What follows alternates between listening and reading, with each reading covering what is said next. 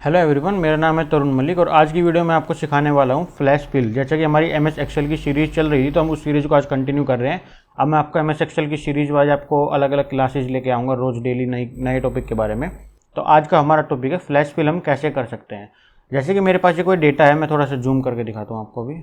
इस डेटा में मैंने लिखा है प्रोडक्ट का कोड और उसको मुझे फाइंड करनी है पहली 4 डिजिट। जैसे कि अभी तो मैंने 5-6 लाइन लिखी है। अगर किसी डेटा में ऐसी 15, 20, 100 या 1000 लाइन हो और हमको सारी प्रोडक्ट कोड का सिर्फ पहले की 4 डिजिट चाहिए हो, तो वो हम कैसे कर सकते हैं। उसका शॉर्टकट की तो है, हम यहाँ पे शॉर्टकट की लगाएंगे, इससे आ जाएगा। लेकिन मैं आपको इसका सिंपल मेथड बताता हूँ। जैसे कि इस वाली लिस्ट में जो फर्स्ट प्रोडक्ट कोड है उसकी पहली डिजिट हमको चाहिए 4। तो हम सिंपली यहाँ पे पहली 4 डिजिट टाइप कर लेंगे 1000 और एंटर कर देंगे। और जैसे ही हमने यहाँ पे पहली 4 डिजिट टाइप कर दी, उसके बाद हमें करना पड़ेगा क्या, कंट्रोल और ई प्रेस करना पड़ेगा।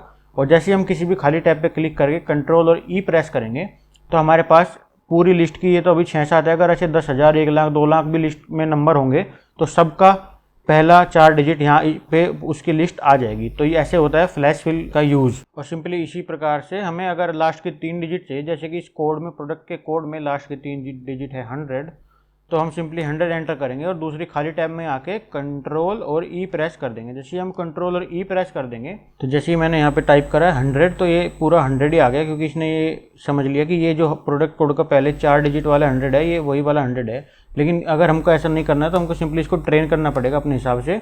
सबसे पहले तो हम इसको इरेज कर लेते हैं।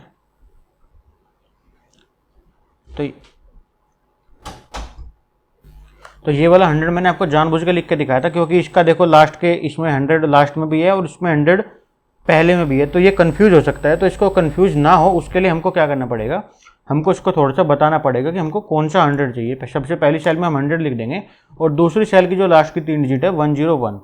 तो हमने इसको सिखा दिया कि देखो लास्ट में 100 और 101 जिस साइड में है, मतलब पहले 4 में है कि लास्ट के 4 में है, जिस भी सीरीज में ये वाला सीक्वेंस है, देखो 100 और 101, तो उस वाली सीरीज को हमें आगे कंटिन्यू करना है। तो वो वाली सीरीज इसको हम रिमेंबर करके उसके बाद जैसे कंट्रोल ई करेंगे, देखो इस बार इसने पूरा सीक्वेंस डाल दिया 101, 102, 3, 4, 5, 6, 7।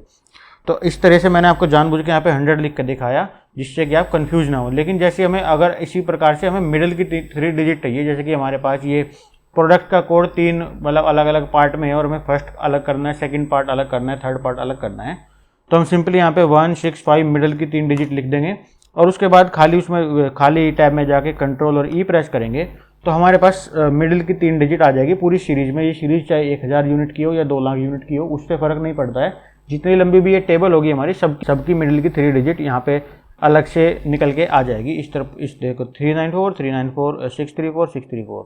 सिमिलरली हमने सीखा ये प्रोडक्ट कोड, क्योंकि हमको इसको रिमेंबर करवाना पड़ता है। अगर ये कंफ्यूज हो जाता है तो थोड़ा सा हमको इसको 2 सेल में डाल के रिमेंबर करवाना पड़ता है। आगे मैं दिखाऊंगा। देखो जैसे कि यहाँ पे डेज का मैंने सैंपल लिया हुआ है, यहाँ पे डेज है, फर्स्ट अल्फ़ाबेट और सेकंड अल्फ़ाबेट मुझको चाहिए। फर्स्ट अल्फ़ाबेट मुझको चाहिए तो मैं यहाँ पे एच लिख दूंगा और सिंपली दूसरी सेल में जाके कंट्रोल और ई प्रेस करूंगा तो ये Sunday, Monday, Tuesday, Wednesday, Thursday, Friday, Saturday, Sunday, तो सबका पहला अल्फ़ाबेट यहाँ पे आ गया। इसी प्रकार से अगर मुझे पहले 2 अल्फ़ाबेट चाहिए तो मैं सिंपली सबसे ऊपर वाली टैब में जाऊँगा और SU पहले 2 अल्फ़ाबेट टाइप कर दूंगा और किसी भी खाली सेल में जाके कंट्रोल और ई प्रेस कर दूंगा। इसका सिंपली एक शॉर्टकट है कंट्रोल ई, तो Sunday, Monday, Tuesday, Wednesday, Thursday, Friday, Saturday, Sunday, तो ये पहले 2 अल्फ़ाबेट हमारे पास आ गए हैं। और अब की बार मैं बताऊंगा, देखो इसको चाहिए लास्ट के 2, अगर मुझे लास्ट के 2 अल्फ़ाबेट चाहिए तो उसका हम क्या करेंगे, लास्ट के 2 हैं AY, तो मैं यहाँ पे AY टाइप करूंगा और कंट्रोल ई जैसे ही मैं करता हूँ, ये देखो क्या हुआ, इसने किसी में ज़्यादा दे दिया, किसी में 2 दे दिए, किसी में 3 दे दिए, किसी में 4, 5 दे दिए। तो ये क्यों करा इसने, क्योंकि ये कंफ्यूज हो गया, क्योंकि संडे में 1, 2, 3, 4, 5, पाँचवा और छठा इसको चाहिए 5वां और छठा अल्फ़ाबेट। इसने समझा कि मैंने 5वां और छठा अल्फ़ाबेट पूछा सबका, तो जैसे इसने ESDAY लगाया, देखो WES, तो 1, 2, 3, 4, 5, तो 5वां है ESDAY। तो 5 के बाद के जितने भी है, इसको ये लगा कि मैं मांग रहा हूँ 5 के बाद के सारे अल्फ़ाबेट, लेकिन ऐसा नहीं है, मुझे सिर्फ लास्ट के 2 चाहिए। तो मुझे इसको क्या करना पड़ेगा, सबसे पहले तो इसको इरेज करूँगा और दोबारा से मुझे इसको याद दिलाना पड़ेगा कि मुझको क्या चाहिए, इसको ट्रेन करना पड़ेगा AY। तो मैं किसी भी 2 सेल में लास्ट के, इसमें भी AY है, देखो इसमें 5 के ज़्यादा है ना, इसमें भी 5 है, इसमें भी 5 है। अगर मैं इन दोनों को करूँगा तो ये फिर भी कंफ्यूज रहेगा कि 5वां और छठा चाहिए। इसके 5 वर्ड है, इसमें ज़्यादा वर्ड है, तो मैं दोनों के लास्ट के 2 टाइप कर दिए और किसी भी खाली सेल में जाके कंट्रोल ई प्रेस करता हूँ तो ये समझ गया कि मुझे सिर्फ लास्ट के 2 ही चाहिए।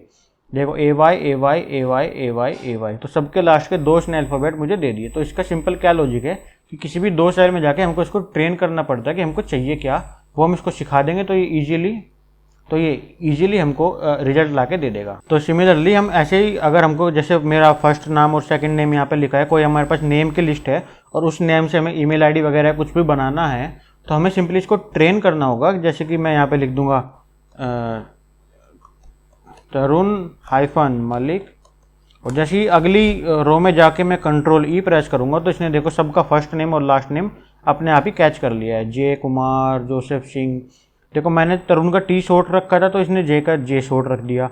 अगर मुझे इसको सिमिलरली मतलब ट्रेन करना है कि मुझे कौन सा लेटर बड़ा चाहिए, कौन सा लेटर छोटा चाहिए, तो हम सिंपली जो पहला लिखेंगे, पहला वर्ड जो लिखेंगे ना, उसमें इसको ट्रेन कर देंगे हमको कौन सा लेटर, मतलब पहला अल्फ़ाबेट बड़ा चाहिए, फिर छोटा चाहिए, फिर हाइफन लगा के फिर बड़ा चाहिए, फिर बाकी सारा छोटा चाहिए। तो जिस भी फॉर्म में मैंने यहाँ पे लिखा और कंट्रोल ई प्रेस किया तो अगले वाले सारे उसी फॉर्म में आ गए। देखो सबका, विकी का वी बड़ा हो गया, मयंक का एम बड़ा हो गया। तो इस प्रकार से जो हमारे पास सबसे बड़ा शॉर्ट मेथड आता है उसको हम बोलते हैं कंट्रोल ई सी टी। तो कंट्रोल ई हमारे पास आता है एक बहुत बढ़िया फ्लैश फिल का शॉर्टकट, जिसको हम, इसका एक लॉन्ग कट मेथड भी आता है जिसको हम अगली वीडियो में समझेंगे। फिलहाल इस वीडियो में मैंने आपको बताया कि फ्लैश फिल को कंट्रोल ई का यूज़ करके हम कैसे यूज़ कर सकते हैं किसी भी टेबल में, किसी भी सीरीज में, या एक्सेल के किसी भी काम में हम कंट्रोल ई का यूज़ करके फ्लैश फिल के थ्रू अपने काम को बड़े ही आराम से, आसान तरीके से कर सकते हैं। तो अगर आपको ये वीडियो अच्छी लग रही है तो इस वीडियो को आप लाइक करें और सब्सक्राइब करें मेरे चैनल पे। और यहाँ पे आई बटन पे आपको लिंक भी दिख रहा होगा मेरी पूरी प्लेलिस्ट का, जिसमें मैं पार्ट 1 से पार्ट 100 तक, तो मैं पार्ट 1 से पार्ट 100 तक MS एक्सेल के वीडियो टॉपिक्स ऐसे आपके सामने लेकर आता हूँ। जैसे कि इस वीडियो में हमने समझा फिल सीरीज और फ्लैश फिल और एडवांस फिल हम ये पढ़ चुके हैं। अब हम फिलहाल आ चुके हैं वीडियो नंबर 21 पे, फ्लैश फिल पे। इसके बाद हम समझेंगे व्यूइंग वर्कशीट, फिर कस्टम व्यू। ऐसे करके मैंने MS एक्सेल के वी लुकअप, एच लुकअप और पिवट टेबल का एग्जांपल, पिवट टेबल की timeline, conditional formatting, data validation, shortcut F1 to F12 control वाले शॉर्टकट, सब कुछ मैं इस पूरी सीरीज में 101 वीडियोस आपके साथ लेके आऊँगा। अगर आपको ये सीरीज अच्छी लग रही है तो आप इस वीडियो को लाइक करें और सब्सक्राइब करें मेरे चैनल को ये पूरी सीरीज देखने के लिए। पूरी सीरीज में मैं 101 वीडियो आपके सामने लेके आऊँगा। Thank you for watching, have a nice day, bye bye.